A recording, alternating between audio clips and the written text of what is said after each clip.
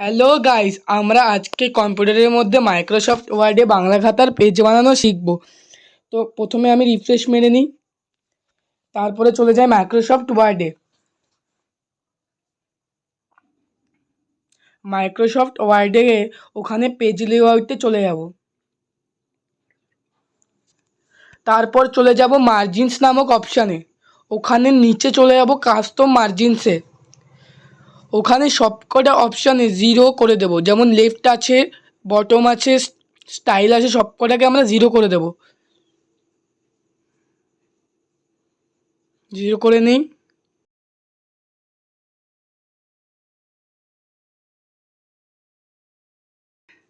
এটা ফিক্স আর ইগনোরের মধ্যে ইগনোর করে দেব।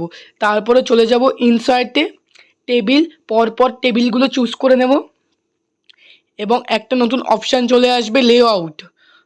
প্রথমে এটাকে সিলেক্ট করে লেআউটে যাব এবং এর হাইটটা 0.19 আছে, এটাকে কেটে 0.37 করে দেব। 37 করে নিই। এটা দেখো ফাঁকা হয়ে গেছে। এবার ওপরে যে লাল দাগটা টানতে হয় সেটার জন্য এটাকে একটু ফাঁকা করে নেব। ফাঁকা করে নিলাম। এইবার লাস্টে অ্যারোটা রেখে ট্যাব বাটন ক্লিক করব কিবোর্ডে। ট্যাব বাটন ক্লিক করতে থাকি।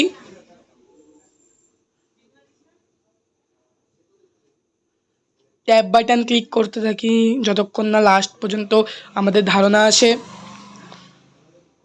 ততক্ষণ ক্লিক করি। মনে হচ্ছে তো হয়ে গেছে। এবার চলে যাব আমরা ইনসার্টে গিয়ে চলে যাব শেপসে এবং লাইনটা মানে লম্বাটা বেছে নেব। লম্বা একটা লাইন আছে, ওটা বেছে নেব। ওটাকে লম্বা করে সমান পরিমাপে আমরা টেনে নেব।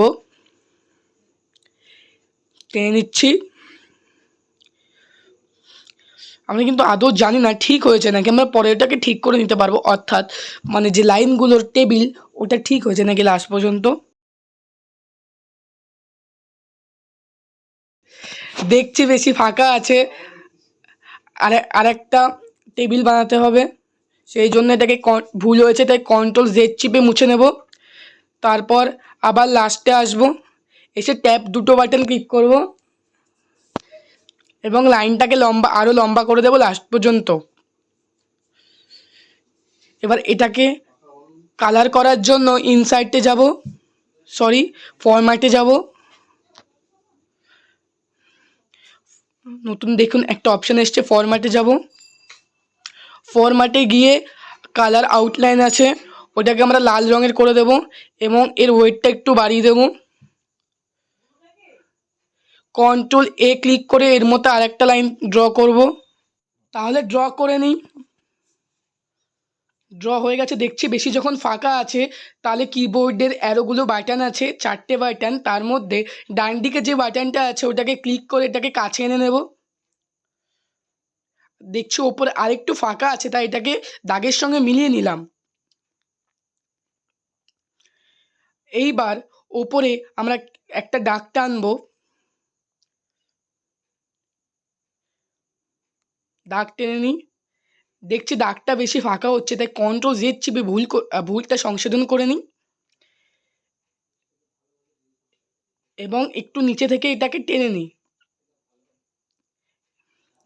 এবার এটাকে আমরা কালার করব। একই নিয়মে চলে যাব শেপ আউটলাইনে এবং এর কালারটা লাল করে দেব এবং এর যে ওয়েটটা এটা একটু বাড়িয়ে দেব। এটাকে কন্ট্রোল A চেপে এর মতো আরেকটি লাইন তৈরি করব। করা হয়ে গেছে।